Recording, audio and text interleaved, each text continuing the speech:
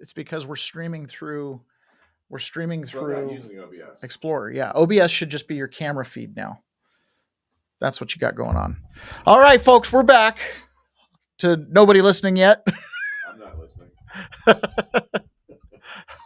We'll wait here. Hey, there's nothing you can do about that there, I guess. I was hoping that would be a nice feedback monitor for us. Okay, so we've got a bunch of people coming back in here. Ron, I can hear you now. You can hear me? You turned up your microphone. Pretty sure what I'm hearing is your background noise. All right, Pray the Rosary Daily. I got a thumbs up, which means you're probably hearing my audio, which is excellent. Okay. Let's see, what else do we have? We got a thumbs up from Pray the Rosary Daily. We're gonna make this whole thing work. I promise. Ron, now you're overwhelmingly loud. Oh no. Turn your volume way down. Yeah. I just wish I could hear me. I don't know why I can't hear you. Well, here's how you can hear me. Here, Ron, let's do this. Hold on, Ron. Here's what we're gonna do. I'll plug into your computer. You plug into my computer with audio. That's what we're gonna do. Okay. So plug me in here into your output because you can hear me, right?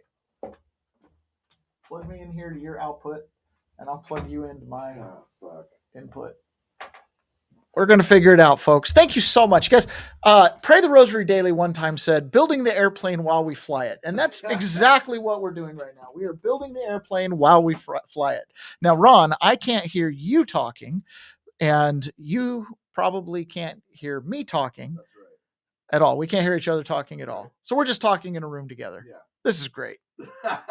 This is how relationships of high caliber are built, right? Just hanging out together. Okay, so poor communication. Yes. Most relationships are like this. Yes. Now, most executive producers of major podcasts like this also don't show up 7 seconds before we go live.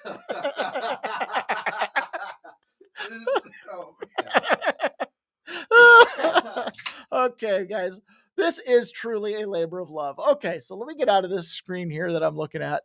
Oh man, what is going on with I got my feeds all over the place. Good heavens, what?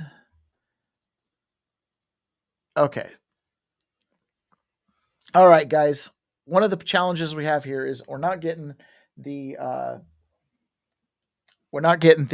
normal audio feedback that we get when we do this. So it feels like we're kind of flying completely blind, which I know sounds really silly, but surprisingly enough, without the audio feedback, it does just we can't hear ourselves. We can't hear ourselves. So it's not really real. We don't know if the microphones are live or not. We could just go on talking if they were on mute. So we need you guys to be on the chats and watching it here, so that we can yeah, so we don't mess up. All right, so let's go ahead and I'm gonna jump in. Okay, sausage being made here. Clearly, you guys have seen plenty of this. We are getting ready to move offices. We've got to get we've got to get kind of our audio set up. I'm going to be gone tomorrow. We always have wanted to perfect our kind of working on the road show, and this particular situation we have found ourselves in here today is we're trying to pretend like we're in separate locations while being in the same room. So we've done such a damn good job. We've done totally separate locations. Yeah. Can everybody hear Ron? I just want to make sure people can hear Ron because I don't know if you can hear him because I can't hear him in my feedback loop here. So if you can feed him, yeah. So let us know. Can you guys hear Ron? Your sound is great. Can't hear Ron. Okay. Yeah, so do you have your... I can't hear me. I can't. Can you... Okay, so do this. I actually have an idea here. Can you do a microphone input? Yeah. Here. Take this. This is digital input. So plug this into your computer and make it your mic. Well, you've already got sound. I don't know where to even plug that. Okay. All right. Here's what we're doing. I don't have a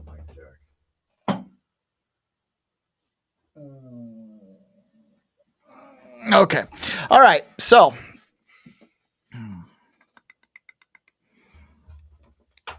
all right.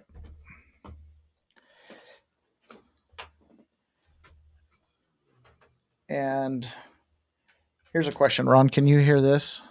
All right, guys. We're still. I haven't heard anything. Well, I understand that, Ron. I'm aware of that. I'll let you know. I also have not heard anything. We're two peas in a pod here today. Can you hear this? Yeah. Oh, yeah. I hear that. Okay.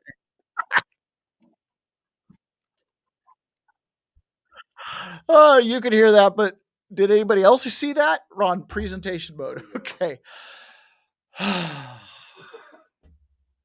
Thank you for joining us on our live journey this morning. Okay. I need to get less disheveled so that I can actually get going because I do have an actual show prepared, full on. Everything's ready to go. Okay. Ron, that monitor is driving me nuts because I look like a retard in it. Okay. I can't have that there. So do something with it. I'm just going to have to do it as if we're normal on here because I can't do that. I was hoping I could be able to like see the live chat there and see what you were seeing, but unfortunately I brought in an actual, see, and now I look silly in this computer here too. What the heck? No, it doesn't affect anything. It's this camera. Good heavens. Good heavens.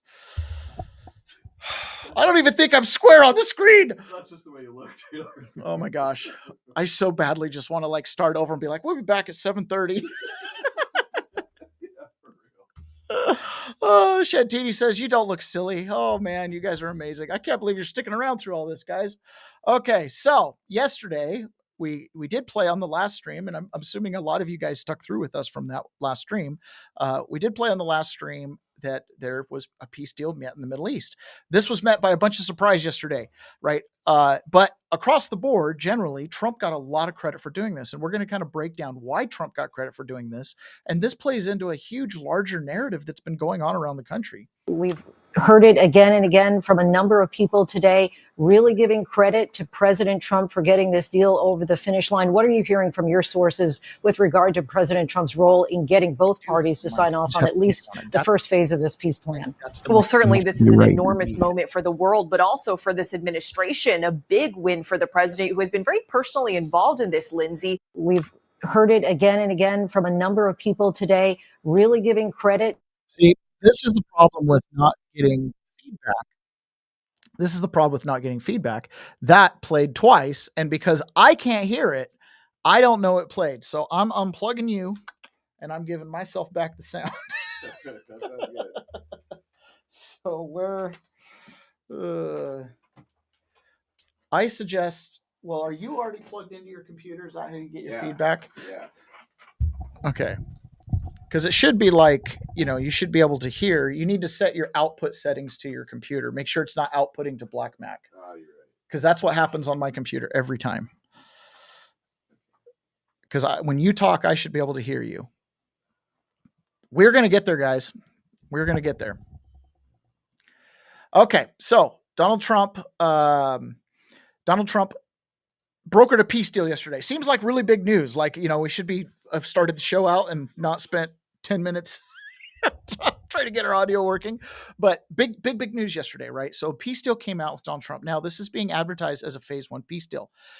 Every single peace deal we've had thus far has kind of fallen apart. There's been announced we're going to have an announcement. We kind of had a little faux peace deal before. Everybody's made official announcements. Everybody's agreeing to the same thing.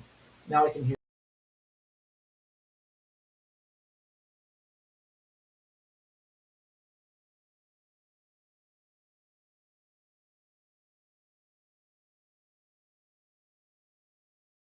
The deal that President Trump is announcing played a key part in negotiating.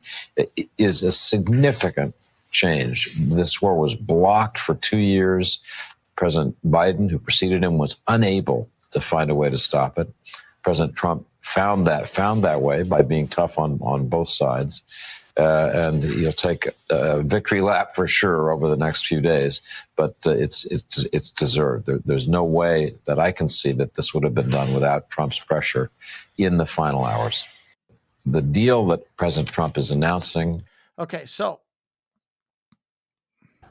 all right, so Shantini said your sound is gone. I should have sound now. You can't hear me, can you?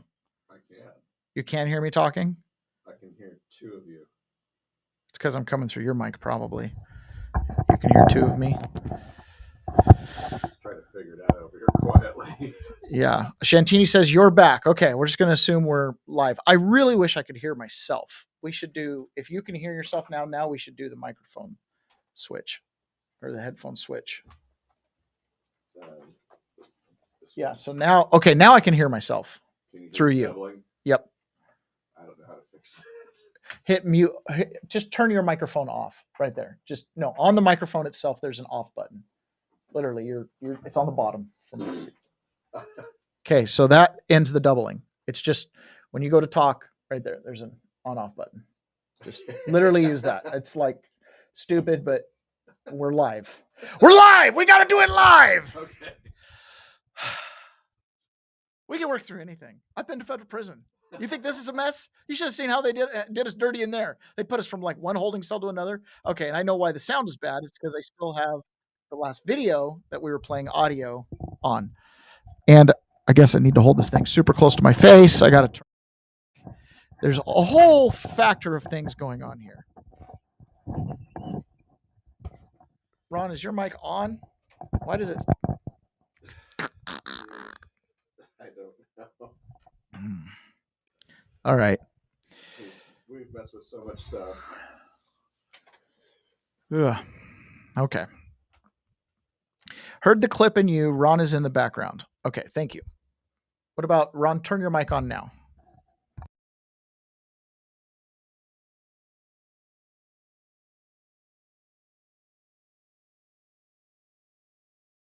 If I turned on my microphone, we get a little double feedback. Now, if I put it really close and I talk really quietly, then there's not so much double feedback. Okay. Well, okay, great. So Donald Trump had peace in the Middle East yesterday. Ron, just mute your mic, please. There you go. All right. So mute your mic on there. There you go. For whatever reason, it just is what it is. Okay. So Donald Trump yesterday had this peace deal in the middle. Tremendous help, as you know, with everybody from it's a great honor. So this peace deal happened in the Middle East yesterday, and this was his phone call. He was on Fox News and just talked about how it all came together. To be involved in it, we had some tremendous help, as you know, with everybody from Steve Witkoff and Jared Kushner and Marco, and we had everybody. JD, the whole group was just amazing, and the military was, as you know, very instrumental in getting this done. We have a great military with great leadership. The whole world came together, to be honest. So many countries that you wouldn't have even thought of it. They came together. The world has come together around this deal. And that's something I would say that without that wouldn't happen. So many countries that you wouldn't have thought of have wired their best wishes and their commitment to do whatever is necessary. The countries surrounding have all signed. I mean, they're all signed up, and it's been really an amazing period of time, and so great for Israel, so great for Muslims, for the Arab countries, and so great for this country, for the United States of America, and that we could be involved in, making a deal like this happen, because it was, many years they talked about peace in the Middle East. This is more than Gaza. This is peace in the Middle East, and it's an incredible thing. All right. So basically all the countries around, right? We had the Abraham Accords, or Abraham, as Trump now wants us to call it, Abraham Accords from his first presidency. And the delay is because of okay. It's just the natural delay. I'm hearing you now on the same time frame they're hearing it, just a half second back. That's why it feels like there's an echo on everything we're doing. Okay. So the Abraham Accords kind of set this framework up where the Arab world is trying to work together commercially with Israel. So so basically the commercial agreements then lead to, hey, if we're working together, eventually we're going to have peace together. We don't want to be fighting when we're in the middle of trading all the time. And so Trump realized that trade was the key to unlock the Middle East and try to get trade. Trade was what broke down those tribal barriers, those national boundaries, and things like that. And so he effectively used it. Obviously, Biden came in, and I don't know how else to describe it other than just nobody at the rudder that knew what they were doing. Jake Sullivan wouldn't talk to the Israelis very much, except to tell them what they were or weren't going to do. I'm sure they were working back against him. They were trying to collaborate with the Arab world towards like a two-state solution. But at the same time, the diplomacy with the Biden administration was markedly anti-Israel, while at the same time being very pro-Israel at the wrong moments. You know what I mean? Like there was just kind of a really disheveled orientation of that.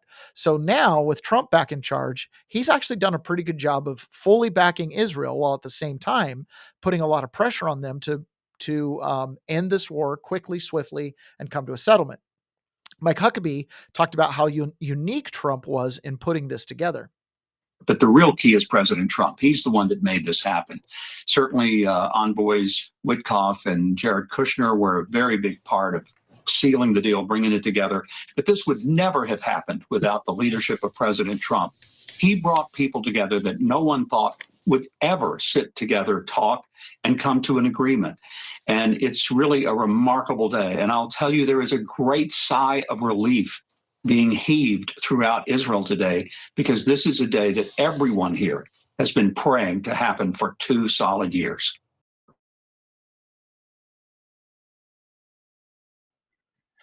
I got like 3 places to click and they're far apart on the screen.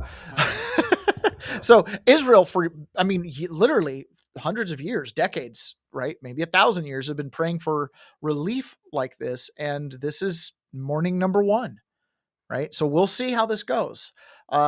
There's an old time Middle East peace negotiator named Aaron David Miller, who has worked for Republicans and Democrats, both as a peace negotiator and kind of an envoy to the Middle East over this specific issue. All right, hold on. I recognize. Okay. Over this specific issue. So he also emphasized how unique Donald Trump was to putting this together. Donald Trump on this one has demonstrated a degree of will, unlike any other president, Republican or Democrat. He has pressed an Israeli prime minister in a way that none of his predecessors have ever done on an issue that prime minister considers vital to his political survival and the way he would define Israeli security requirements. So on this one, Chris, the sun, the moon, and the stars, Hamas is weaker. The Arabs impose significant pressure. Qataris and Turks, not an Arab country, a Muslim country, and Donald Trump. Sun, the moon, and the stars aligned to be able to envision an implementation of the first phase. And from a human point of view, Chris, that's really right now hostages, their families, and Palestinian civilians in Gaza. It offers real hope. It's a big deal, man.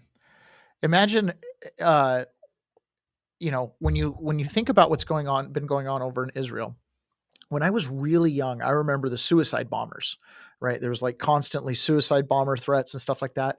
And I'm pretty sure they kind of got control of that. Like you haven't heard a lot of that. I think that had a lot to do with them building their border wall and stuff like that. But what that's done is it's made the terrorism really be amplified in the regard that it's gone underground, right? And they've kind of militarized it, institutionalized it, and they've made it really generational. We're going to talk about that a little bit later. On some positive news, just fun for most of the audience. I think everybody's going to be excited to see this headline. IRS furloughs nearly half of its workforce, shuttering most operations. After 5-day reprieve following the initial government shutdown, employees are being notified of widespread service stoppages, but implementation of GOP tax cuts will continue. The IRS said it was furloughing nearly half of its workforce and shuttering most operations Wednesday, but will continue to work to implement President Donald Trump's signature tax cuts. Work on preparing for next year's tax filing season will also continue, but numerous operations will be halted, including taxpayer services like call site operations. The agency will also suspend non-automated tax collections. Okay, Ron, I want you to comment on this. Now, you got to make sure you're unmuted down there and you're on there. Those two things have to happen, okay? I don't know about that. How about that? Yeah. Can you, you're not plugged into me. So if you were plugged into me, you'd be able to probably hear yourself. Yeah, I can't hear me, but that's okay, I guess. What am I commenting on? I don't even know. I'm so confused. Well, let me check, make sure you're getting audio. Go ahead and comment. Yeah. Say something. I am saying something. Dadgummit. All right. Ron probably still can't be heard. Okay, so the IRS said it was furloughing nearly half its workforce, and they're still preparing for next year's tax returns. The agency will also suspend non-automated tax collections, most headquarters and administrative functions not related to safety and life protection and property. Dude, the IRS is going out. They're going on break. I love it. This plan will idle tens of thousands of employees, while 39,870, 53% of the total workforce will remain, but 3,429 will be furloughed. Man, I would be super curious to know exactly what departments and everything like that. Anyways, expect increased wait times, backlogs, and delays implementing tax law changes as the shutdown continues. Man, that really stinks. So I almost at this point would expect longer than usual delays for getting things back, like EIN numbers and stuff like that, for those of you that do those things. Remember, you can't hear me, but remember how they did the 86,000 increase? How does this play into that? So I think they actually redirected a lot of those people to Department of Homeland Security. They gave a lot of them like out options and stuff like that. I'm just wondering if, like, before they did the 86,000, what was the levels versus now? You know what I mean? I have no idea. Okay. I have no idea. Can you hear me now? Yeah, I heard you great. Wow. Whatever you did, that was awesome. Oh, you have to have the camera line up with the mic, maybe. I don't know. There. Whatever you did, it worked. I could hear you. Cool. Okay. So now yesterday, Trump had a panel meeting with a whole bunch of people from all over the country. A lot of these are reporters we know and recognize. The first one here was Brandy Krause. Brandy Krause is a reporter here in the Seattle area. You're just not doing it. I can't listen to it. Can't do the delay. Dude, there's like 3 of them. So Brandy Krause is a reporter from the Seattle. Brandy Cruz, a reporter from the Seattle area, and she was talking about how Antifa is real, and she, like many people, was kind of a non-believer. But this issue, Antifa, is kind of what made her a Trump supporter. And I was told by probably a dozen people not to tell you this. I'm going to tell it to you anyway, because it's relevant to what we're talking about. I'm living proof that you can recover from TDS. I had strong Trump derangement syndrome for probably 8 years. This is one of the reasons I recovered from it. And by the way, it's much better to not have TDS. I'm happier, I'm healthier, more successful. I even think I got a little more attractive after I got rid of my Trump derangement syndrome. Yes. You know, I'm a reporter in Seattle, and frankly, I could not care any less what any of you have to say about this meeting. Could not care any less. We're not here for you. I'm not here to convince any of you that Antifa is a real thing, because if you have not come to that conclusion by now, you are never going to come to that conclusion because you don't want to see it. And you're going to go and you're going to say it's a bunch of right-wing conservative influencers who are here spinning a tale. I was one of you. I was a mainstream reporter in Seattle for 10 years. I was a TV reporter on the streets doing my job, and I was still assaulted by Antifa. So it's not about being conservative. It's about people who go there and show what they're doing. And when I saw, after all those years, that the media wouldn't be honest about what was happening, that Democratic politicians wouldn't be honest about what was happening, I thought, well, gosh, if they're not being honest about that, maybe they're not being honest about President Trump either. And it opened my mind to just looking at things for what they were. And now I find you quite funny, actually.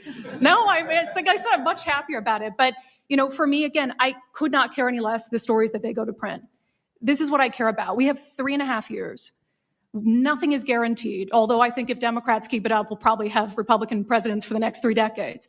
But nothing is guaranteed. And so what I want to see over the next 3.5 years is a full court press to dismantle Antifa once and for all in a meaningful way. This is like a really big deal. I remember when I was in prison, there was one specific inmate who really understood the battle lines between Antifa and MAGA. And he really did view them as like totally diabolical opposing viewpoints. And he viewed us as at war. I didn't really like that mentality. Like I didn't want to always be, are you on my side or not on my side? I wanted to connect with humanity. You know what I mean? But he did understand that there clearly was a movement called Antifa, and it was totally opposed to everything MAGA stood for. And Antifa long predated MAGA. You know, It's just an idea. it's just an idea. It's just an idea. Well, Pam Bondi doesn't feel like it's just an We're idea. not going to stop at just arresting the violent criminals we can see in the streets. Fighting crime is more than just getting the bad guy off the streets. It's breaking down the organization brick by brick. Just like we did with cartels, we're going to take the same approach, President Trump, with Antifa. Destroy the entire organization from top to bottom. We're going to take them apart. Thanks to your bold leadership and the designation of Antifa as a terrorist organization, which is exactly what they are, Americans will no longer tolerate their unhinged violence. We're not going to stop. That seems like great news. They're going to tear him down from top to bottom. Now, this meeting went on for a while. We're going to play a couple clips here. At one point, Donald Trump was asked about January 6th and if they were going to go after alleged Antifa infiltrators in the crowd, which, by the way, I know for a fact there were Antifa people in the crowd because I served prison time with some of them.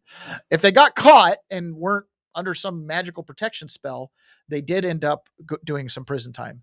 Ron, can you do me a favor? Can you just hit the off button on your microphone?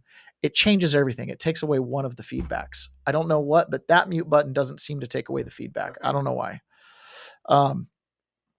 Okay, so he was asked about this. Here we go. Very compelling proof that Antifa did infiltrate on January 6th, dressed up like Trump supporters and incited violence. Is that something that you would want the new J6 committee at Congress to look into? Well, I've heard that. They dress up like, they're fresh out of MAGA, but they have nothing to do with MAGA. And they make trouble and they try and blame it. And yeah, we know some of that and we will be acting on some of that. We've seen it. So I think you could say, I actually think that this kind of explains some of the Todd Blanche situation. If Todd Blanche and Pam Bondi and these guys are all working really closely, and Peter Tickton has alleged that Todd Blanche is holding a bunch of things up, it's possible that they, and I do believe this, they kind of know where we're headed. Like, I think Donald Trump has always intended to go after and dismantle Antifa the entire time he's been in, right? And they know that there was Antifa in the crowd. This has been a long alleged thing since the very beginning of Jason. I mean, we were talking about it on January 8th when we did the podcast when I got back. We were talking about Antifa. I saw Antifa marching to the Capitol, like people in Black Bloc, let alone, so and then we know for a fact there were people that dressed up as Antifa supporters. I could name them by name. Remember the flags in the windows? That turned out to be maybe not the case. That might have been some, other thing, which happens, right? We're only as good as the information we have, but nonetheless, like I said, I lived 2 doors down from one of these guys that was Antifa. I did time in Missouri with one of these guys that was Antifa. And so, yes, they did come. I don't know that they were just like let off the hook. I think in many ways, and like I've told a lot of the Proud Boys guys, it's 2 sides of the same coin, right? You guys are both full of both infiltrated, both being kind of opt and steered and directed. You guys are both, you're both kind of being used as fodder in all this. So anyways, that's pretty interesting. Another thing that came out in this was the connection between Antifa and the homeless industrial complex, which, as you know, especially if you live in a big city, is big, big money. Go ahead. Yeah. Mr. President, thank you again. Thank you. My name is Jonathan Cho. I am an investigative reporter for Frontlines Turning Point USA. I'm also a senior fellow at Discovery Institute in Seattle. And I cover far left extremism as well as the homeless drug crisis in America. And I find it oftentimes those worlds intersect. And hot off the presses, what I wanted to bring to your attention today is a report from a Capital Research Center here in DC in conjunction with Discovery Institute. They just put out this study right now. And what it shows is that Antifa is heavily embedded in the homeless and housing nonprofit sector. In many cases, the homeless industrial complex is running cover for Antifa. Antifa is benefiting from American tax dollars, and they're essentially being used as the muscle. Let me give you an example. There's a group called Stop the Sweeps in many U.S. cities right now. They get in front of encampment sweeps. What they're doing quietly is they're bringing in Antifa militants to manufacture a crisis to make the police look bad. Another group right now that is behind Antifa and working with Antifa very closely, based on the research that we have right now that we're going to give to you and your team, are the Democratic Socialists of America, also known as DSA. Again, these far left progressive groups tend to be aligning themselves with Antifa. So finally, in closing, what I wanted to thank you again, Mr. President, is that a few months ago, earlier this year, you put out an executive order on homelessness and the drug addiction crisis in America, and that's sent the entire homeless industrial complex on the run. You have absolutely moved the needle and changed the game. But what's also come out, again, is that there is a connection, a deeply embedded connection with the homeless housing nonprofit game in America, connected to Antifa and the far left activists. And finally, I just wanted to say that all of our resources at Turning Point USA and Discovery Institute are at your disposal. And we will continue again to carry on the legacy of Charlie Kirk. He would have wanted us to pursue and chase the story. Well, he was a good friend of mine, as you know, and he helped us get elected. Us. It really is us. It's even some of them, but not too many of them, not enough of them. And did you notice when we mentioned CNN and MSDNC, the cameras went off. Two of the cameras immediately went off, but they're not going to cover it anyway. He's never going to let that go, ever. I'm sure it happened like one time, he saw the red lights go off, and that's become his shtick ever since. So what he's saying is the homeless industrial complex, right? Which we've talked on this show about the billions of dollars, hundreds of millions. I don't know if it's reached billions, but hundreds of millions of dollars that gets spent on homelessness. And is there even a single person that those programs have helped become housed people? You know what I mean? Instead, what it does is it kind of enables them. It gives them soup kitchens and programs and some shelters and some, needles and methadone clinics and all kinds of stuff goes into that. And on top of that, one of the other things that we find is Antifa has kind of the riot by design, right? They create these riots, and they've got a lot of paid protesters and paid agitators, and that kind of feeds into this as well, which creates the muscle class behind the political movement, which then allows that muscle class to put pressure on the political apparatus and the bureaucrats and things like that, which we're going to show you one of the real world effects of this. That this is not just a story about violence and chaos, as you alluded to, Mr. President. This is a money story. And at the Government Accountability Institute, my colleague and I, Peter Schweitzer and our team, we followed the money, and we followed it to the top of what we call the protest industrial complex, Riot Inc. And we found a network of NGOs. It's not just the Soros network, the Open Society network, it's other funding networks. The Arabella Funding Network, the Tides Funding Network, Neville Roy Singham and his network, Foreign Cash. And it's also big left-wing funders. Some of them are not citizens of this country. Mr. Hans-Jörg Wyss of Switzerland.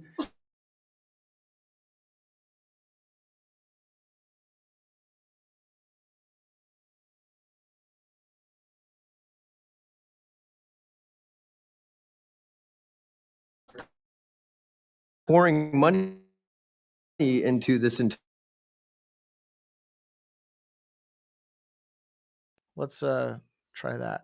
Antifa Boots on the Ground division. It has PR divisions. It has marketing divisions. It has a very well-funded legal division to get these boots on the ground back on the streets as quickly as possible. But it does have those investors that I mentioned. Number two, we have identified dozens of radical organizations, not just the decentralized Antifa organizations, but dozens of radical organizations that have received more than $100 million from the Riot Inc. investors. These would be the lawyer groups. These would be the groups that advocate for calling good, honest Americans fascists, et cetera. And then three, I think the most shocking thing is that we have found that more than $100 million in U.S. taxpayer funding has flowed into these funding networks, including at least $4 million to these very groups themselves, not just Antifa types, but there was an event in Atlanta called Stop Cop City, over 60 rioters were charged with domestic terrorism. These groups received money for that from both the billionaire class as well as taxpayer money. So one other thing, this money helps fund the decentralized crowdfunding platforms. These are ways that Antifa, the John Brown Gun Club of Elm Fork, which had links to that attack on the ICE facility, the Socialist Rifle Association, and just because they don't have LLCs or EIN numbers doesn't mean they can't get paid.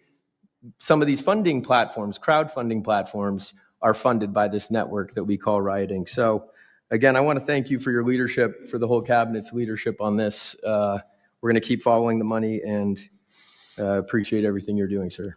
Do you know the name of any of the funders? Do you know the names? This is a fascinating part. To give them to Cash or Pam. Absolutely. Or Christy. Yeah, we'll do that. As soon as you can. That's all of you. Because you probably know the names after a certain period of time. You tend to find out. But these are people that do not have good intention for the country. And that's treasonous probably. So if you could, very important, if you could do that, it would be great. Nobody would know better than you. You'll figure it out. So this, I saw someone, Ken Silva on X, posted, Nick Sortier, confirmed federal informant or confirmed snitch with the feds. And I was like, oh my gosh. It was so funny. So this is what happens, right? They create that muscle. They use the homeless industrial complex. They've got Riot Inc., which is kind of this endless funding source. And Riot Inc. can put political pressure on politicians, who can put pressure on bureaucrats. There's kind of like this chain of command. And it ultimately results in this. Oh, I need to share the screen before I say this. But it ultimately results in this. And more generally, I'd say it took us a while to understand the effect of some of these conspiracy things. So because that happened in Ohio, we were more attuned to what was going on when hurricanes Helene and Milton hit. But there were a lot of things when those hurricanes hit, especially the North Carolina side, where people weren't applying for money that they should and could get because they had been told that it wasn't going to happen, or they were being told that money wouldn't go to you if you had a Trump sign in your house or stuff like that. That's like totally just Facebook misinfo. Right. Yeah. But it was everywhere. But by then we knew a little bit more about how to intervene and do something about it. And more generally, I'd say Did you catch that? He's like, yeah, it was like Facebook disinfo, but it worked. You get it? It's like we know it worked because you had whistleblowers, but it's become institutionalized, right? And that's what Antifa offers the left. It's the brown shirt function with no accountability. They enforce the ideology, no matter how extreme. Black Lives Matter, we got that. Does it break down the institutions? Oh yeah, we're on board, right? Oh, LGBTQ? Oh, does it break down the family and the institutions that hold society together? Oh yeah, we're all over that. You know what I mean? Like no matter what it is, Antifa's there because their objective is to break it. Right? Because once you break it, then you can collectivize it and move forward as your own power broker. Ay, man. What is wrong with the sound? I go from sounding excellent to sounding like garbage. And on my end, I haven't done anything differently. I haven't either. Oh, man. So frustrating. Just keeping my hands to myself. Okay, so the other thing too, and this was mentioned earlier, and this was the Democrat socialists being involved in this. Okay, so this is what he was saying. Change. Really appreciate you. One question. So why is it there are numerous groups? I mean, Antifa is terrible, but you have other groups that I guess probably are almost as bad or just as bad. Not one other group was mentioned. I'm sort of surprised at that. You just come into contact with Antifa. It seems to be that you mostly come into contact with Antifa, please. There's a lot of overlap. And I would say that, for instance, Jonathan brought up the Democratic Socialists of America. They're basically the same thing. I mean, there's a lot of Democratic Socialists of America who are out there in black bloc, hiding their faces. And so I think we use, and I do understand, for the record, I do understand the challenge, as Andy pointed out, with Antifa as a graspable entity. I do. But at the end of the day, when you look at behavior, you prosecute behavior, right? We're not prosecuting ideas or ideology, you're prosecuting behavior. So whether you can prove that this amorphous thing is Antifa or someone has a patch that says Antifa, it doesn't matter. Did they assault someone? Did they assault a federal agent? Were they engaged in rioting? What is it? And so they're always using that, they don't call themselves Antifa, even though some of them literally do. It's called Rose City Antifa. How long has it been around in Portland, Andy? Since 2007. They call themselves Antifa. In Seattle, I was outside the federal building, and they were yelling, "There's no police here. This is Antifa land." And then at the same time, Democrats, like our governor, "Oh, Antifa is an idea." But yeah, I think Antifa can overlap with a lot of other entities and organizations. So that's the crazy thing about this. And we kind of know this. Antifa is involved in everything, and especially politics. It's not just anti-fascist, this college movement. Let me tell you how specific this is. We mentioned earlier this week, there were a handful of resignations in the local GOP. This had a direct relationship to political pressure that comes from some of these people that have kind of been involved with Antifa, not involved directly, but, by being kind of harassed because of their positions in the GOP. That's a thug. That's an enforcer. That's doing kind of that brown shirt function, right? And then they've got an apparatus that bails them out when they get involved in the legal system. Because, you can't make an omelet without breaking some eggs, so occasionally one's going to break and we're going to have to go bail them out of jail to get them out of the frying pan. You know what I'm saying? I don't know why they call themselves Antifa. They should be pro-Tifa. No, they're anti-fascist. They're pro-communist. That's why anti-fascism came out of the communists embedded in France fighting Germans, right? So it's communist fighting fascists. So we're antifascista, which is anti-fascist, pro-comunista. You know what I mean, comrade? Okay. So this isn't like something that you and I relate to. This isn't an American-born movement. This is a movement, yes, to fight legitimate fascism. Probably could have disbanded around 1946. Probably didn't need to spend too much time organizing after that. But, once you got a good thing going, you got a good thing going. Why stop it? So the thing is this gets woven in to the entire apparatus of the system, right? To where you get people who, afraid of political pressure, start to identify with the ideologies because they use the groupthink control. They control what you say. Hey, somebody in the chat, give me feedback. Just make sure as I'm saying this, your sound sounds good, because if not, I'm not going to worry about the fact that it sounds bad in my ear. So they go along with the group chat. This extends from bureaucrats. It goes up to prosecutors and judges. Some of those prosecutors work with people who have ties to some of those organizations. There's a lot of backroom chatter and talk that happens. And it, again, touches our lives. When it's touched you, you can't ever unsee it. So what this is this is a panel of people that are involved in J6. This is David Summerall, Tim Rivers, Susan Monk. Susan Monk was instrumentally involved in getting pardons for the J6ers, extremely involved, made the list, did the documentation, was unbelievably instrumental. And this is Lieutenant Colonel Larry David Brock, Lieutenant Colonel Larry David Brock. We've mentioned this guy before. He used to fly A-10s. He's running for Congress down in Texas. Well, he was interviewed about his experience with this. Oh, hold on. We got to share screen. J6ers had zero hope. I will tell you that my experience inside the justice system has led me to believe that it is hopelessly corrupt. And I do think there was specific animosity towards the January 6ers. There is another man, J6 defendant Taylor Jonatakis, who is a friend of mine.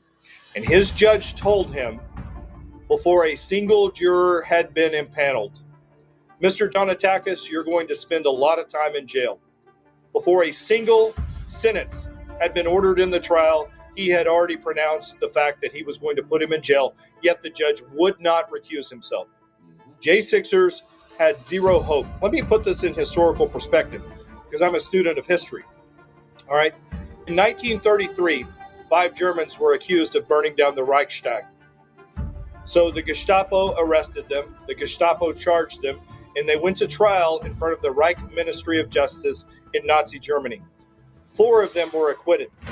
In the entirety of the January 6 trials, the FBI and the DOJ only saw 1 acquittal, and that was from a bench case. In 0 jury trials was any January 6er acquitted. The Gestapo and the Reich Ministry of Justice underperformed the FBI and the U.S. Department of Justice. The Gestapo underperformed the FBI and the U.S. Department of Justice. John Attaka says, "Hey, I know that guy." Yeah, you do. It's funny when I just randomly came across that in my feed, and I was like, "Huh, yeah, I know that guy, and I remember that moment like very, very well." I know a little bit about that. I know a little bit about that. Yeah, I remember that moment very, very well. So yes, exactly. That was Lieutenant Colonel Larry Brock running for representative down in a district in Texas, and I'm highly endorse a man of great integrity. So, anyways, it's a big deal, right? We've been this one gentleman that I was in prison with. He understood this battle with Antifa, and he understood they were well funded, they were organized, and they had a coherent ideology amongst themselves of, you know. Resistance and things like that was very, very difficult to break. And we've talked on this episode, for those of you that listen regularly, you go back, I don't know, quite a few, probably a month or two, but we talked about cults, we talked about religious mindsets, right? These political ideologies are no different. They tap into all the same different reward systems and, all the different survival mechanisms we have that want us to be social creatures, that allow us to believe in the invisible and come to these ideas and agreements, right? All of those things are present in the ideology. But more than that, it's directed towards violence. It's directed to get rid of the institutions that we, the people, set up. Although, hey, listen, I'm not saying those institutions are perfect, right? But it's kind of the reform from within, using the processes that we have set up and support because they're checked and balanced, right? We support that. But this Antifa movement, they don't support that. And they have foreign funding. Now, up until now, they've been declared a terrorist organization, but it's domestic. What does this mean? It means that all of the targets of this, quote, investigation or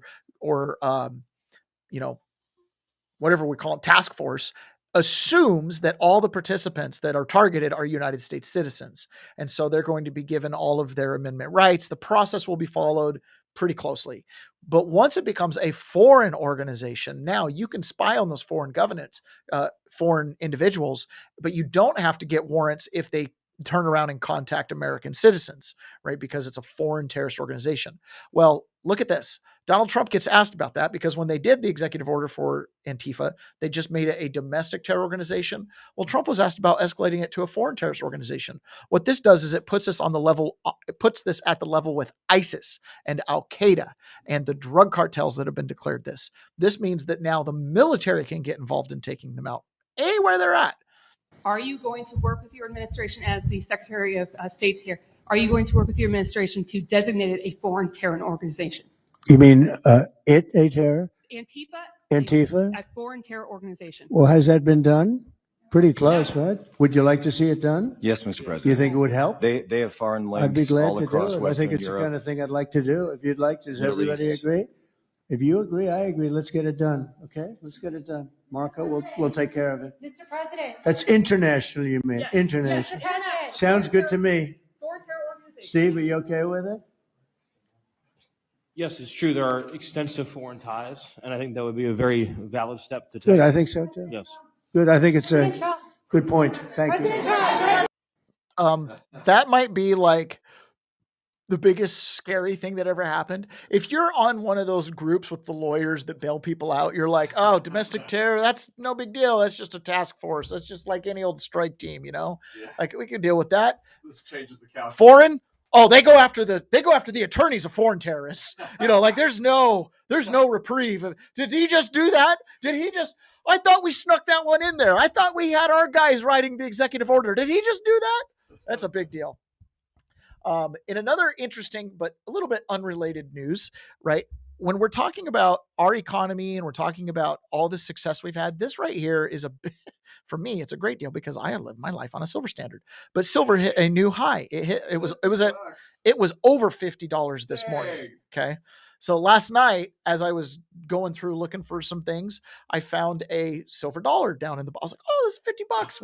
When I lost that silver dollar, it was worth about 19. Okay. Anyways, I was buying silver. I was buying silver way back here, way before all this. But earlier this year, we were paying $29 an ounce, and now we're at 50 in just April to October. This right here, and gold's doing the same thing, right?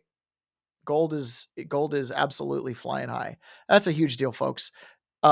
Money, this This is, look at that. Whoa. That's from 2023. So your dollar in relation to this, you used to be able to, it's half. It's 50% in 3 years, 2 years. 2024, we're at $24 right now. We're at 50. 2 years. Money supply. That's 100% year over year. Whew. That means, if you had $500,000 sitting in the bank and you could buy 500,000 bottles of soda, now you can buy only 250,000. That's literally what that means. If you had a $500,000 house 3 years ago, now it's $1 million house. Yeah. How great, man. Huge pressure on all the markets. A lot of demand for silver. So we've talked about, this kind of cultural civilizational war. And what we're realizing more and more is there's all these different factors that play into it. There's political ideologies, people who want to have collective schemes, people who want to have republic or democratic schemes. You've got religious ideologies that then favor one way or the other. It all factors in a little bit here. And one of the things that we have to recognize is that we are in a legit civilizational struggle. Now, there was a pollster. Let me find it here. I have to go find this because if I don't have it, I have to get it. Okay, I got to find it. Put it live. It's too important. It's too important not to have. And it's going to take me a minute to find because it's way the heck down in the. I have to go looking for it. Talk about it while you're looking for it. Well, yeah. So there's been a whole bunch of polling done on, there's been a whole bunch of polling done recently, and Rasmussen polling, who is kind of at the top of the heap as far as polling legitimacy, polling deep quality issues, understanding the conservative voter base and how to penetrate and actually get responses. That's been a big problem. In fact, Republicans and conservatives not being willing to respond to polling is probably one of the reasons why Democrat politicians like the Blue Dogs and the Clintons of the world stopped supporting what we would consider like normal, Republican or just normal American conservative values. It's because if they're going for popular opinion and you're not sharing their opinion, they don't know it's popular. It's that simple, right? And that's how they end up supporting 2% issues like LGBT, because the LGBT people make so much dang noise that they're like, oh, this must be popular. It's like, no, it's not popular. It's just, why are we talking about it? It's stupid. You know what I'm saying? It's kind of that, not everybody likes the obscure character on SpongeBob because we don't watch SpongeBob. You know what I mean? Like, it's not a big deal. So Rasmussen kind of through their polling is painting a picture about really what amounts to kind of a civilizational struggle. So let's take a listen to this. It's a couple minutes, but it's worth listening to every little bit of it. It's really good. I mean, it's all coming to a head right now. We're at the end of it, and I think things are going to move really fast now. The window in which Trump can fix things, bring accountability to the government, set us on the right path, is rapidly shrinking. And we're already looking at political realities that it's like, okay, 13, 14 months from now, the Republicans might be lame duck. And already you're starting to see, like I saw your segment today on Ted Cruz, you're starting to see the usual suspects rear their head, trying to basically shove MAGA back to the back of the bus. And it's so transparent. The forces of the establishment want this grift to continue. They don't want to fix, even though we're rushing to a cliff. And I'm here to say that America is rushing to a cliff. And I don't want to be the bearer of bad news, but it's like you usually don't have me on when there's happy talk. And I hear a lot of happy talk. And I hear things like, wow, there's a revival in America, or Gen Z is the most conservative generation in decades, or, oh, wow, the Republican Party's got a plan, or all these things. Conservatism is suffering or having a resurgence. It's not happening. Right now, there's an existential battle of two different worldviews. And it's like you can frame it as a fight between Republicans and Democrats, but I don't think that really catches everything, because Donald Trump didn't win because of just Republicans. Okay. So it's like, well, what happens when MAGA goes away, when it loses its political capital? What replaces it? If it's basically Mitt Romney's Republican Party, then they will suffer a massive defeat. Well, is it liberalism versus conservatism? I don't think that's correct either. Because what even is conservatism? What have they conserved? Who's the conservative leader? And I'll tell you what, the Gen Zs, they don't want to hear about conservatism. They think ideas like free market capitalism have failed them. And so is it a religious battle? Well, I don't know. I look at the religious polling and I can tell you that in many ways it appears to me like the church has just sort of abdicated this fight. Like it doesn't really find that its message is relevant for people who go to church to talk about values, to talk about the things that Americans need to stand for. How's this? Christians in America are only +2 pro-life, only +2. Now, the general population is +16 pro-choice, so I guess the impact of Christianity is 18 points. And obviously, that's just a litmus test. But I see it over and over again. And when you look at the polling by the religion, the people who are most certain about their worldview are atheists. Atheists are overwhelmingly the most certain about their worldview, followed by evangelical Christians. But Protestants, when you ask them questions about, well, who do you support on this values-based issue, Protestants are completely split. Just like the rest of America, it's like you might as well not even find answers at church. These people, and obviously we know the mainline denominations are failing. And so what is the struggle? And I think it's two different worldviews. And we talked about the Zoomer polling, but when you really dig deep and understand this cohort of individuals, they're hopeless. They don't think they're going to be able to afford houses. Their unemployment rate's super high. They have a ridiculous level of mental health. 35% of them say they've been diagnosed with a mental health condition. Almost 30% of them are taking drugs for mental health conditions or seeing therapists. Half of 18 to 29-year-olds, almost half, are single. And a good chunk of them aren't even trying to find somebody to marry. They're not even dating. 17% of all Gen Zs are single and not even dating. And then when you look at what they want out of relationships, NBC did this polling, if you compare Gen Z young men that voted for Trump, what do they define success as? In this poll, they define success as, yes, a career, yes, having a career and being a breadwinner, but also being married and having children. Those were very high on the list of what Trump voting Gen Z men wanted, which is most Gen Z men. Well, what do the 18 to 29-year-old Harris voting women want? Well, they want careers also by a much higher margin. What they don't want is kids and marriage. They don't define that as success. Only 6% of them. And so these people want totally different things, and they're being indoctrinated, like we talked about with Reddit, into an online monoculture that is filling a gap left by religion. There's a message. There's almost a religious battle in this country for the hearts and minds of these people, and it's being filled with things like hate and the LGBTQ movement. I think this might blow many people's minds, but there are more people in the 18 to 29-year-old cohort in America who identify as LGBTQ than who identify as Catholic. And of the 18 to 29-year-olds, Catholic is their highest religious ID. And not only that, there's more Gen Z LGBTQ people than there are 18 to 29-year-olds who say that they are very religious. 23% of Gen Z says they're LGBTQ. Only 18% say they're very religious. Less than 20% say they're Catholic. Did you catch that last statistic? 23% of Gen Z says they're LGBTQ and only 18% say they're religious. Well, hit yourself, unmute. Like that? Yeah. Can you hear yourself talking? Nope. Okay. You shouldn't hear yourself. You should hear me. Wait. Now I can hear me. It's on a delay. Yeah, because you're hearing it through me. But I can't hear you. But I can hear you. Okay. But I can hear me. All right, here, Ron, just go back to the way we had it. All right. We can hear you, though. Point is, we can hear you now. Okay. Okay, we can hear Ron when he is unmuted. When you unmute yourself, we can hear you fine now on your mic. Unmute there. You're good. It's on. I'm not touching anything. I know. We can hear you. You sound great. Just get closer to the mic because it's not a room mic now. It's a in-your-face mic. Okay. Okay, cool. Awesome. I can't hear. You can't hear it because your computer mutes your input out. I know. I just can't hear anything. These are not doing anything. I understand. They'll only do something when I play a video. Okay. Yep. All right. That's why Ron, one ear. You guys are totally getting to see the sausage made. Sorry about that. Okay. I just closed another tab that I didn't mean to close. Darn it. Okay. Well, let's go ahead and let me do it this way because I can make it work.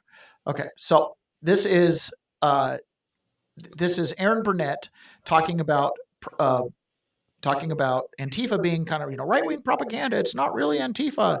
Well, that's not really the case at all. So this is Aaron Burnett talking about it with the reaction. Trump's Secretary of Homeland Security actually took that further.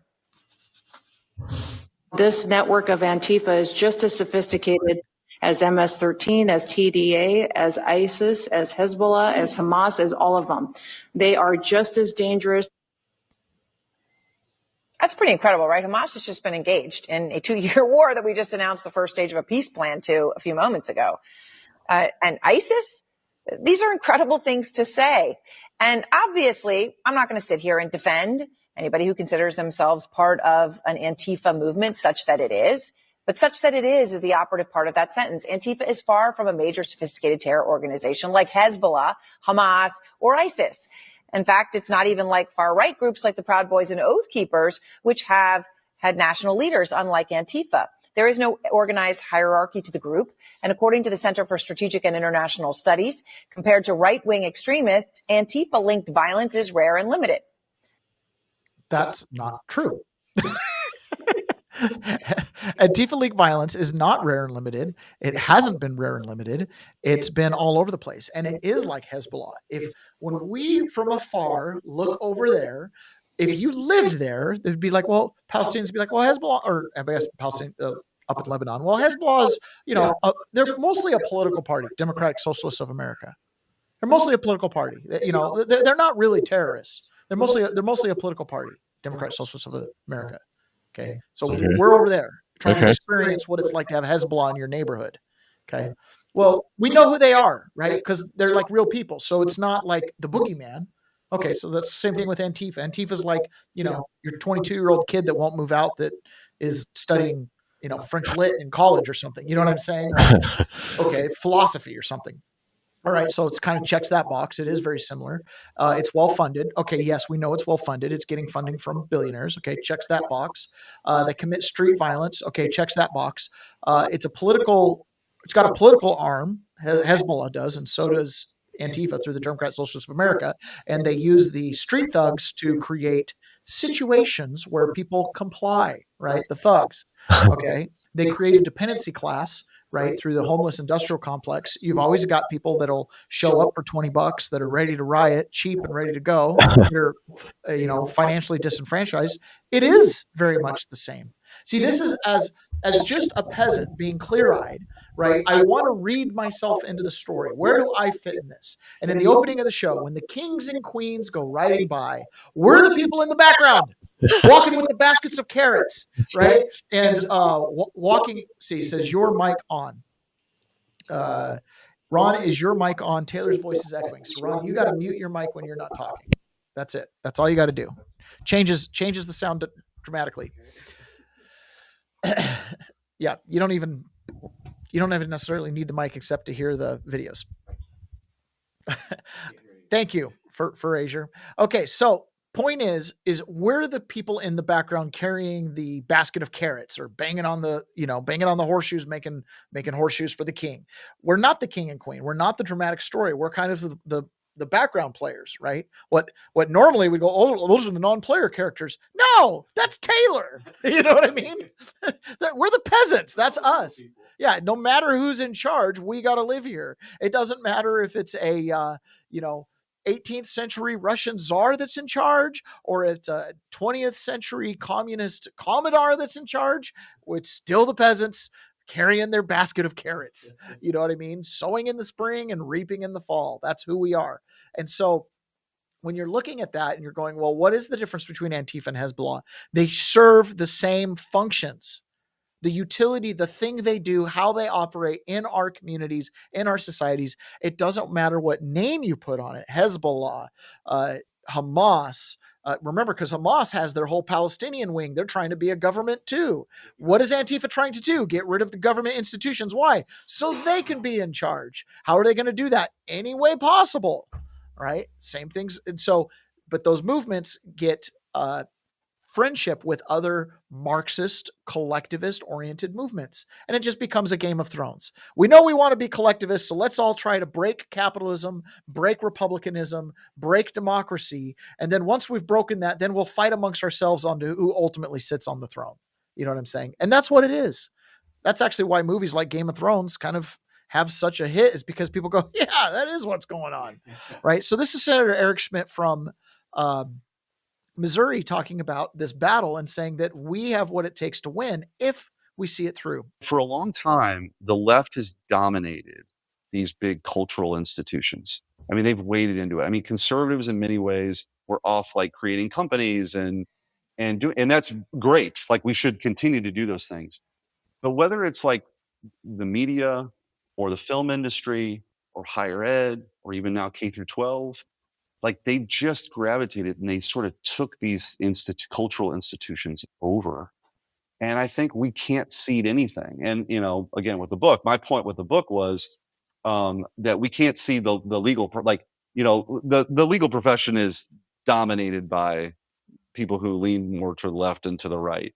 So I've always kind of operated in that world, but we did cultivate a group of people who can now be appointed by President Trump to very important positions on the bench. That's a very important thing. So I think whether it's just sort of just a network of people who are like-minded, who can feel comfortable having conversations, or it's, I think wading into media. I mean, you look at the dominance. I mean, this is just my own personal musing.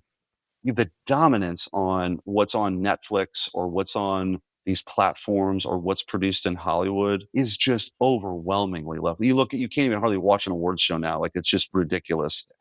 I think one of the cool things over the next 20, 30 years would be, what if there's a conservative alternative to that? Now, that's going to take money. It's going to take talent. It's going to take some ingenuity. It's going to take telling stories in a different way. One of the great exports we always had about, again, this American identity that somehow is now controversial, but never was until the last few years, is the American Western. Like, think of all the things of value that were portrayed with the cowboy, like this independence, this self-sufficiency. And we don't make Westerns anymore. Yeah, we don't make Westerns anymore. What I like about that is he is expressing how this is a civilizational thing. 20, 30 years, change the media landscape, change the movies, right? That's the kind of thing that has to happen for us to really win this thing. Right now, Trump's got 3.5 years to embed some policy, and they have to kill all of it. What is Antifa? It's all of that. It's all of that. It's the media empire. It's Hollywood. It's that zeitgeist of destroying what it means to be American and the values and principles that's centered around. Remember, the anti-fascist movement has its roots in communism, fighting actual fascists, right? Part of the Game of Thrones. These are collectivists fighting other collectivists. The wicked will slay the wicked. Okay. Now, in our cities, these communists have been around for a long time. Okay, I remember which one it is that I need to go find. Give me a moment. Actually, no, I can do that one. Sorry. Okay, so the thing we have to remember is communists have actually, in fact, infiltrated many, many, many, many aspects of our society. And it's interesting where they pop up, right? So this is Rush Limbaugh, the great one, our old Rush Limbaugh. Sure do miss him. He was fun to have on the radio. He was like someone you could always tune into and get a good day's listen to. Okay, so Rush Limbaugh, I got to find the video again. I'm sorry, guys. It's very inconvenient. Okay, so Rush Limbaugh was talking about James Comey, and he references John Brennan, and he references how they started out as communists. Comey was a lifelong Republican. How many of you have thought, I mean, if you've thought about it, how many of you have heard or thought that James Comey was a lifelong Republican? I have. I've always thought that James Comey was a lifelong Republican. I've been told that James Comey is a lifelong Republican. Turns out not to be true. Are you aware that James Comey used to be a communist? In a 2003 interview with New York Magazine, James Comey said before voting for Jimmy Carter in 1980, he'd been a communist. He admitted, I'd moved from communist to whatever I am now. Now, we know that John Brennan, Obama's CIA director, was a communist, or at least had voted for the Communist Party. But I had never heard this about Comey. Now we find out that under Obama, the CIA director and the FBI director both had histories of not just flirtation, but serious immersion into communism.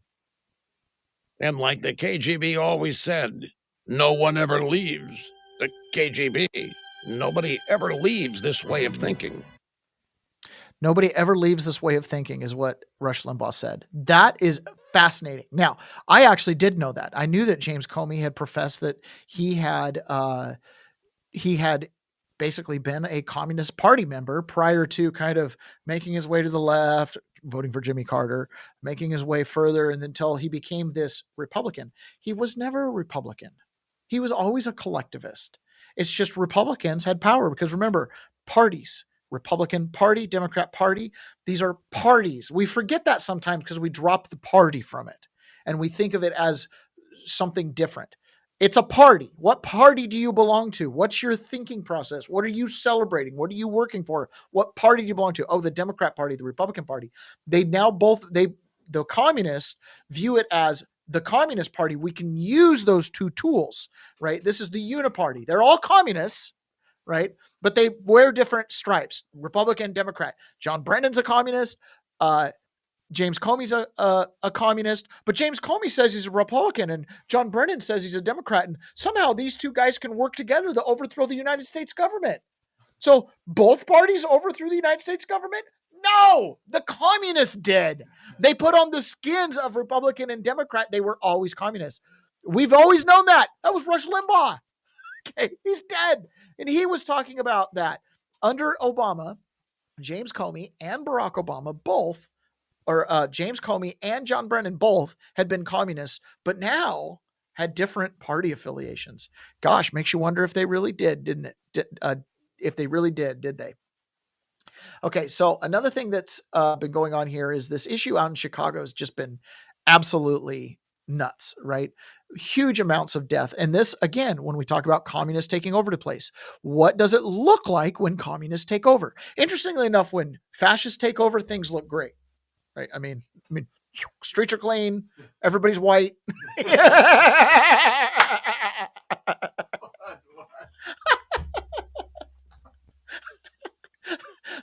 That was some prison talk coming out there. Sorry, guys. Streets are clean. Fascists, right? Nazis. Everybody's white.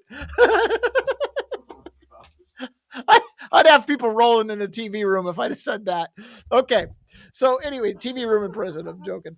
Okay, so anyways, but if the fascists take over, law and order kind of rules the day. When the communists take over, you don't get law and order. Consistently throughout the world, when you see communism as its economic, the whole collectivism, society falls apart. That's what's been happening in Chicago. Okay, so this is Citadel Griffin calls Rush. Oh, that's his thing. But this is, I can't remember who this is, but he's talking about his business in Chicago and how they've had to massively downsize it because of crime. Like, not one. People, there's always, noise about this or that, but by and large, people love being in a city where your kids can jump in an Uber and you're not worried about it, where you can walk the streets at night and not worry about it. And Chicago, unfortunately, over the last 6 or 7 years, has been engulfed in a series of problems, which is our headquarters for years.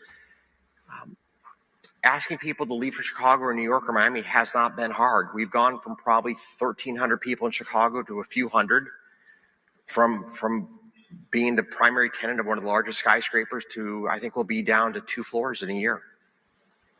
I think the sad part of the story was how many people who had built lives in Chicago were willing to walk away from that and move to Miami or New York, just given the challenges that Illinois has faced. I mean, the governor of Illinois has overseen a state that literally is, there are more murders in Chicago on a bad weekend than there is in Miami in a year.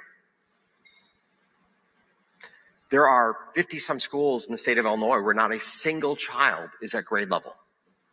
Not one child is at grade level. 50 schools in Illinois. And I was with the governor of the state of Florida just a few days ago. We welcomed Success Academies to South Florida. They're going to open several new schools in the Miami area. There are hundreds of thousands of kids in the state of Florida who are in charter schools. And I know Eva Moskowitz was blown away by one thing. Everybody extended her the warmest of welcomes. We want her in Miami. We want our children to have the future that Success Academies will prepare them for. I mean, these will be kids that will go on from. So he goes on to talk about his Success Academies, but ultimately what he's saying there is that Chicago has fallen apart. More murders in a weekend than Miami has in a year. So these people who built lives probably were generational in Chicago, just willing to walk away. And we've seen that, right? We've seen that in here. We've seen people being willing to just walk away. We talk about it all the time, and we're a long time Washington. Yeah, we talk about literally every day. We're like talking about where we should end up. So, which is a bad sign.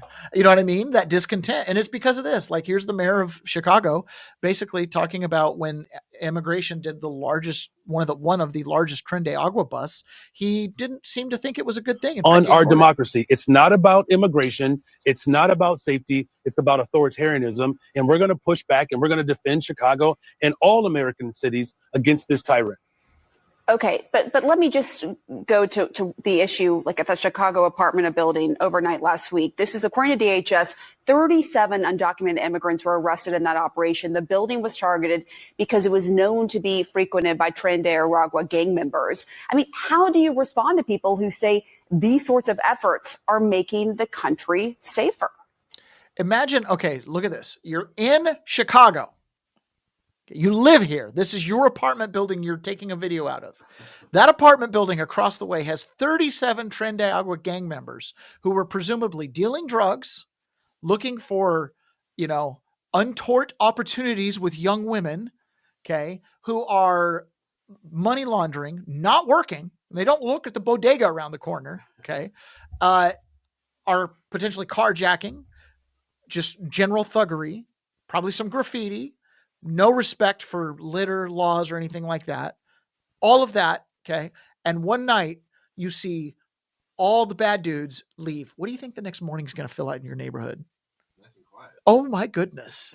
Oh my goodness. It was like in prison, right? Sometimes there'd be a fight. We had a race riot in Philadelphia and they hauled out 8 or 9 people. I can't remember the number. I wrote it down in my letters. Oh dude, the next 2 days were great. It was like, yeah, all the racists got in fights and got hauled out. And then the rest of us were like, hey, until they transfer some more racists in here, we can be friends. You know what I mean? So anyways, yes, I'm sure these neighborhoods are feeling very light this morning. Okay. But does Brandon Johnson see that? No. Look, I'm working hard every single day to build the safest, most affordable big city in America. Just this past summer, we had the fewest amount of homicides since 1965. Homicides are down, shootings are down, shooting victims are down. A lot of work to be done, but we are building a safe, affordable big city in America. But I don't know if there's anybody in America that believes that armed, masked men showing up with Black Hawk helicopters, sticking guns in the faces of Black women, zip tying Black children, putting immigrants in one van, putting Black folks in another van. This is not what built safety. What built safety is to make sure that we're doing what I've done, working with the ATF and my local law enforcement to get illegal weapons off the streets of Chicago. This is just bullet point guns after that are bullet being point. trafficked from states that voted for Donald Trump. If he was serious about safety. Hey, so guns being trafficked from states that voted for Donald Trump. I've worked with ATF to go after illegal guns, so we got to do some gun grabbing. Okay, it's not about it's not about crime or immigration. It's about not having masked people. This is just nothing but bullet points. This sounds like Democrats, Socialists of America talking points. Safety, he would not have defunded a program of $800 million that was geared towards violence prevention. He cut the ATF budget by geared towards violence prevention. You understand that that's one of those like grift things where they take all that money and then they go out and they basically get all the brown shirts to make sure no one stands against them. 30%. He has defunded our education system. He has defunded our transportation system. Why would you fund it? It was failing. You got 50 schools in Chicago that not one kid could read at grade level. Sounds like it's good money after bad, my good friend. He is firing black women across this country. He's defunding our healthcare system. This president is absolutely out of control, and it's incumbent upon all of us. If there was ever a time for working people to unite in this country, now is that time. And the city of Chicago is going to stand firm in protecting humanity and protecting and defending our democracy. You know what? In the land of Lincoln, it's surprising how much racism made its way back. You think that they would have been on the forefront of like never having been racist, considering that's where Lincoln came from and all that, but whatever. So Eric Schmidt, in his interview that we played a small clip of before, he goes on to explain that we can win. 2020 anymore. I think, in that era where the left was really on the march, and they're kind of in retreat now. We still have with Trump's victory, I think, and the fever breaking in November of last year. They're in retreat, not gone. And we still see these left-wing networks and NGOs still doing a lot of damage and sowing chaos.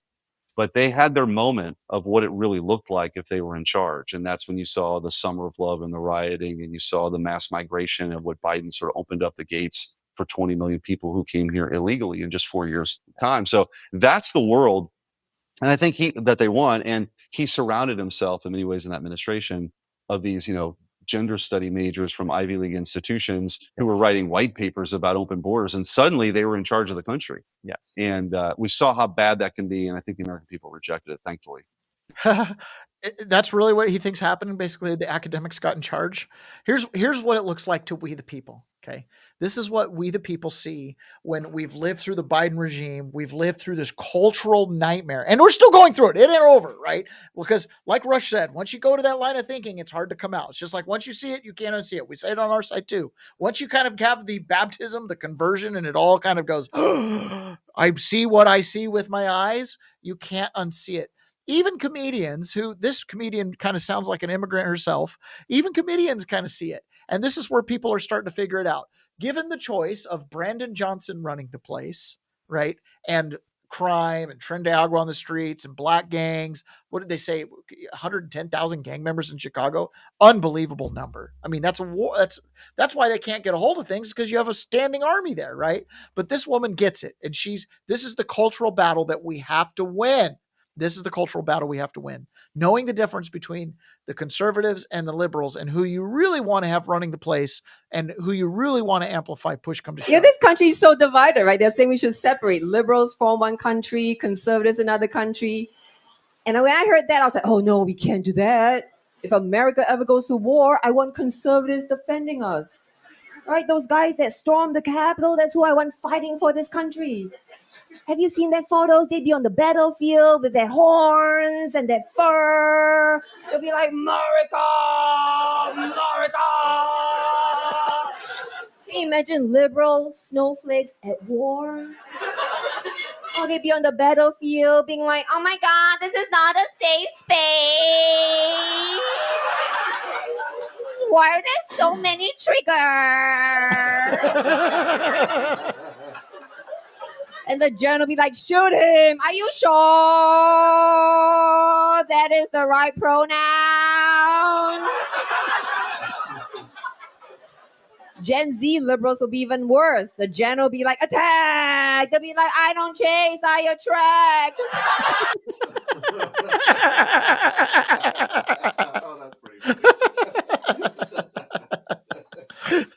So we really are in a cultural battle, and it's serious too, right?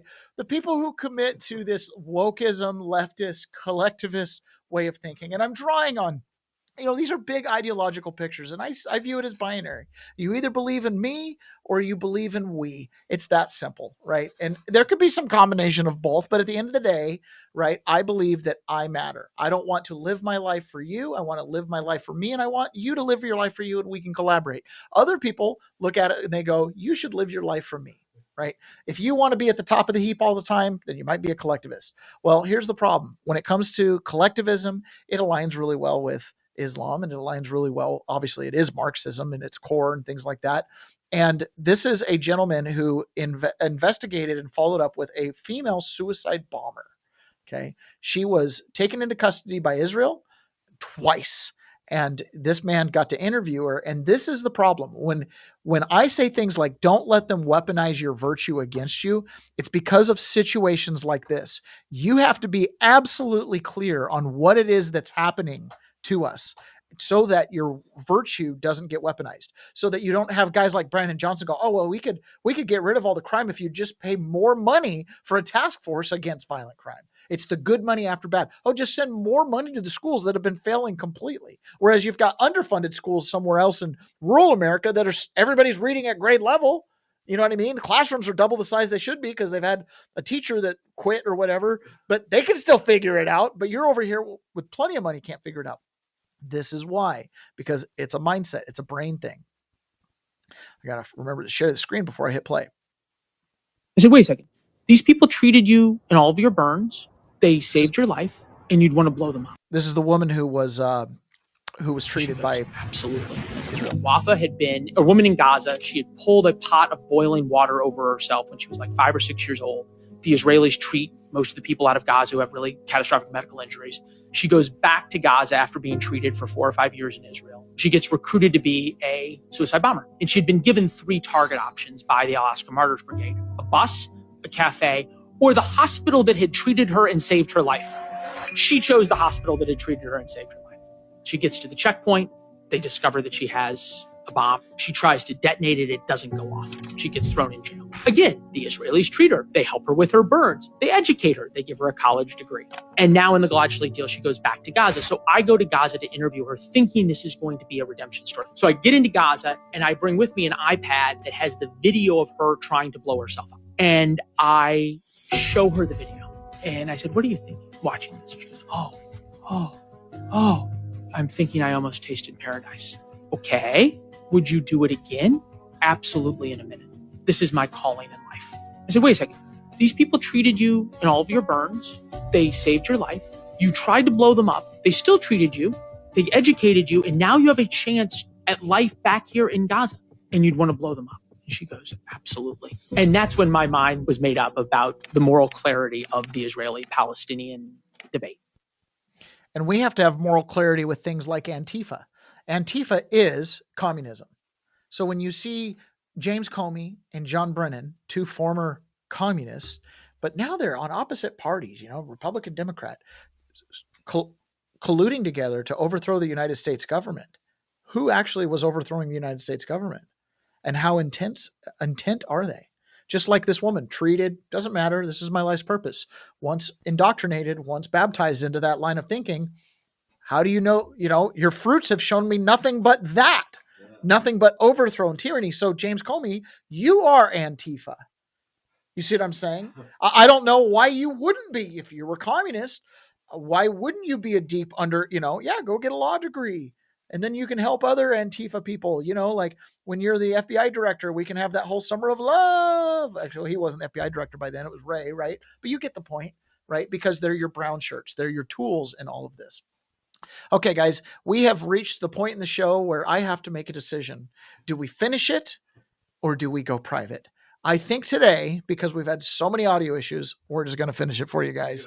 Yeah, Rod's like, good idea. Okay. Now, one of the largest immigration fraud rings was exposed this week. One of the largest immigration fraud rings in history was exposed. Now, the thing is this is a small one. This was done in Minnesota. We mentioned a couple elements of this today before, but they actually dug into this. And again, this goes with the homeless industrial complex, Riot Inc., which is the riot industrial complex, this immigration industrial complex. They all tie in together. These are all working hand in glove to create the situation you see in certain inner cities and to create the situation you see with employment, to create the situation you see with housing prices, even silver going up to where it goes up, all ties into this bigger narrative of, the Venn diagram has become like this perfect circle, us, them, right? So there's starting to be less and less overlap. Well, this is what they were doing with immigration, and it was going completely unchecked. It was a big deal. Operation Twin Shield was one of the largest scale frauds I've seen anywhere, never mind immigration fraud. Tell us a little bit about how it started and how you ended up cracking this incredible scheme. So we went and our plan was to start getting some resources together to go after marriage fraud. Yeah. What we did over the course of about 2 weeks, it was a joint operation with us and ICE, CBP, DEA, FBI, all were involved. We were able to find mass patterns of not only marriage fraud, naturalization fraud. We found fraud within the OPT, the optional practical training process. Wow. We found it within H-1Bs, and now we're taking all that information back. We're going through it, seeing what applications need to be reopened, what benefits need to be denied, and I'm working with the U.S. attorney out there to start sending a couple cases for prosecution, hopefully many cases for prosecution. That is huge. Wow. Director, I want to ask you about some of these entities that were issuing, blanket status for these folks coming in. That's a crime, but to what degree were they offering these blankets? It's unclear. We're still trying to figure that out, but it does look like several organizations that were involved with I think it was the Ukraine parole, were starting to get involved in other types of parole involving Gaza and other individuals. They were trying to sponsor all these people to come over, didn't actually know who any of these people were. So as we deal with trying to deal with the mess of that was the CHNV parole program, we're finding that a lot of these entities were involved in that too. They were sponsoring hundreds of people. They had no idea who these people were, saying that they were relatives or friends or whatever, and they weren't. So who knows where those individuals ended up once they got in the country. This is the type of fraud that we saw that was allowed to happen under the Biden administration, and that's the type of fraud that we are not going to allow to continue under this administration. President Trump has been very clear about what we're supposed to be doing with immigration. We're bringing integrity back into it. We are cracking down. Enforcement is what we are doing. And I have made it clear, and I will make it clear again, we are declaring war on immigration fraud in this country.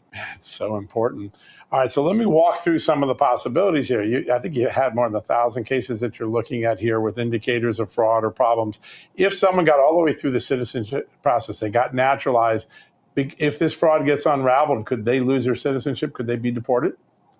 Certainly, we do have processes both for civil and criminal denaturalization. It's something that's on the books, so we can do it. There are some criteria that have to be met in terms of what was the fraud. Was the fraud part of their scheme to ultimately get naturalization? Was it committed before or after they got naturalization? Right. So there's a lot of different factors that play a role here, but nothing is off the table right now. And for any case where we have found fraud indicators, we are looking at what applications need to be either denied or reopened and re-examined, and what ultimately needs to be prosecuted, including denaturalization if appropriate. Huge. Director, I know y'all went into a number of different entities. As Sean said, this was a huge, huge operation. Were these private entities? Were they abodes, like apartment buildings? What were these places? Everywhere. We were at businesses, some businesses that we had information on that didn't actually exist. We were at private residences. We were looking around when it comes to the optional practical training. There was involvement with the university system where we had to start looking in there and seeing what they were putting out. So there's massive patterns here. I'm so glad that we started in Minneapolis, where we knew it was a hotbed for fraud activity, for marriage fraud. And I am so impressed with our officers. I have to tell you, there was a case during this 2-week process where the alien and her spouse, his spouse, came in for a marriage interview for a green card. They did the interview that morning, and for the first time ever, we did a fraud investigation, a marriage fraud investigation. First time ever. That afternoon. By later on that afternoon, the wife had signed a declaration saying it was a fake marriage, and it was denied, and he was apprehended. And this is the kind of work, the kind of amazing progress that we are making as an agency, because we're letting our officers make the right call. It's not about getting to yes like it was under the Biden administration. Yes. It's about getting to the right call and making sure justice is done and that the law is being followed. So it's remarkable. Talk about the intermediaries, the groups that are rounding up and facilitating this. Do they have any common funding? Are there any ties to overseas? Have we learned anything about and what their motive might have been? Was it just pure profit, or were they trying to do something else? still in the early phases of all this, so I don't want to comment too much on motivations of these various groups. I think some of it you're going to see connections to open borders groups. Some of it might be funded through some of the NGOs that we've seen before, but I can't really say for sure yet. I'm happy to come back and keep you posted as we move forward and ultimately hopefully work with our partners at the U.S. Attorney's Office to bring these people to justice. First time ever they did an actual check. Oh, you're married? Okay. First time ever they did an actual check. What were they doing before? Not checking. Not checking. That's it. Blows me away. That's it. They just check the box. Oh, married. Okay. Like nobody was ever told to follow, or you can't follow up. No, don't pry into their personal lives. Just not checking. So this is another one of those instances where it's like, so the rules don't really matter. If they're not enforceable, they're not rules, right? So as long as you check the box, if you're not following up, they had businesses that didn't exist. They weren't even checking like EIN numbers or anything. Like just put it down. I had a friend who went to college using 1, 2, 3, 4, 5, 6, 7, 8, 9 as his social security number. Okay. Yes, he did. And he got a scholarship too, right? It happens. Now this is what we dodged with the Harris White House. So I should have played this clip earlier, but instead of Donald Trump bringing together world leaders that are fighting and getting peace, Kamala Harris was meeting with, the LGBT movement. Again, who is Antifa?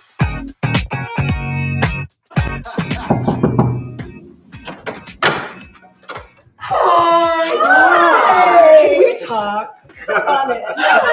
Oh, can we talk? That's so adorable. It's all about having a dialogue with your people. Whereas Donald Trump, on the other hand, when he gets peace deals because he brings people together. It's a big difference. This was supposed to segue a little bit earlier when we were talking about Israel and how Donald Trump has this unique position to be able to actually bring people together, talk to them, and get the deal done. Having the ability to deal with trade, having the ability to use tariffs to help me make a point. The tariffs have brought peace to the world. I'm telling you, they brought peace to the world. And not only here, but with so many other deals. I've made 7 peace deals where countries were in many cases 30, 31 years, 135, 137 years. They've been fighting and millions of people being killed, and I brought peace. And I did it through, in not all cases, but probably in at least 5 of the 7 that we've done so far, it was through trade. That we're not going to deal with people that fight. We're not going to deal, and we're going to put tariffs on you. We're not going to let you deal in the United States. We'll put tariffs on you. And without that, without the tariffs, I mean, far more than even the money that we're taking in, which is trillions of dollars, essentially trillions of dollars. Far much more importantly, it gives you a tremendous road to peace and the saving of millions of lives, just millions and millions of lives. It's a really big deal. He brings people together, uses tariffs as a tool, and makes it all work together. Now, last thing, we've got some Michigan listeners. Maybe they're still online here. In Michigan, you've got immigration fraud, right? When you commit immigration fraud, one of the things you do is you get paperwork that doesn't look fraudulent. Okay. You get government paperwork, which then allows you to get ID cards and things like that. So with Real ID, the presumption is if we get everybody with their biometrics and all connected, right, then we can manage who's here, who's not here, who can work, who can't work. We know that they're going to basically monetize everything from walking down certain roads and, everything will be tokenized. Everything you do. Well, this gentleman in Michigan was like, hey, I'm going to kind of do this Real ID thing, and I'm going to go see how well it works as far as identifying the real person. So I'm going to bring everything I'm supposed to bring to identify myself to get the Real ID, the enhanced federal ID, right? This is supposed to be a big deal. Yeah. And this is, in my mind, it's like, well, in Washington, you don't have to get Real ID, you can get a regular one. And they were giving out fake CDLs to illegal immigrants, presumably because they had some kind of asylum paperwork or something that allowed them to get that stuff. Well, it turns out it actually might be even worse than that. It might be kind of like the whole immigration fraud thing. It might just be because nobody's caring, but they're tricking people into getting biometrically identified. You hiding something? Something big?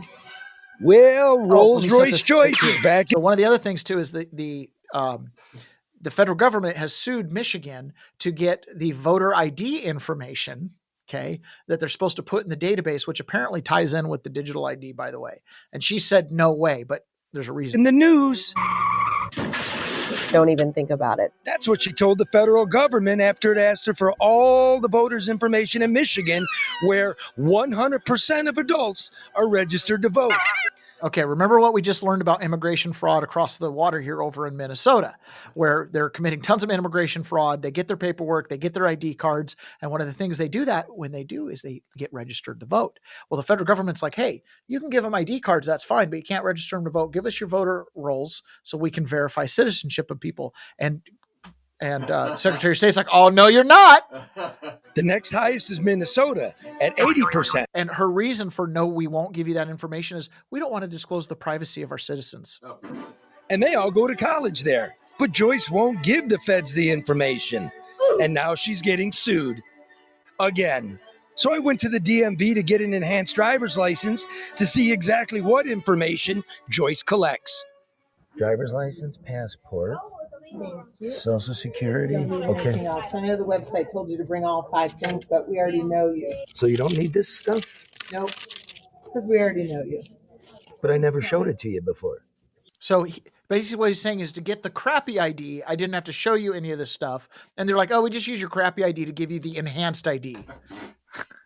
Sure you did. When we first got our driver's license, we had to bring all those in. They're updating this. For the enhanced, you have to bring that. They say it's to try to make the world a safer place because the terrorists got their first driver's license using false documents. Let's take your photo. Okay. How's my hair? This is okay. Very nice photo. You like? That's not bad. 60, you know. Still got some hair. Well, that was pleasant enough. I gave him my federally issued passport, my federally issued Social Security number to get a federally enhanced driver's license. So the feds already have all this stuff. All they're asking Jocelyn Benson for is my voter registration number, which is required by the Civil Rights Act. Why won't you give it, Jocelyn? You hiding something? Something big? Do you get the implication there? They're laundering voters through the real ID and through the ID and stuff. And that's why they won't give the voter information, because the government already has the info. They're like, well, we know who citizens are. We issue Social Security cards, right? So give us those voter rolls, because if you've got people that don't have those things that you gave an enhanced ID to and registered the vote under the premise that they were citizens, that's a problem. People are a policy. All right, guys, that's the end of the show today. That's all we got. Thank you so much for sticking around through our audio and probably visual problems. I don't know. Who knows? So anyways, yeah, we're challenged all the way around. Appreciate everybody sticking around. Looks like we had some good X viewers today too. So that's kind of fun. All right, guys, thank you so much. We will talk to you guys again tomorrow. Bye.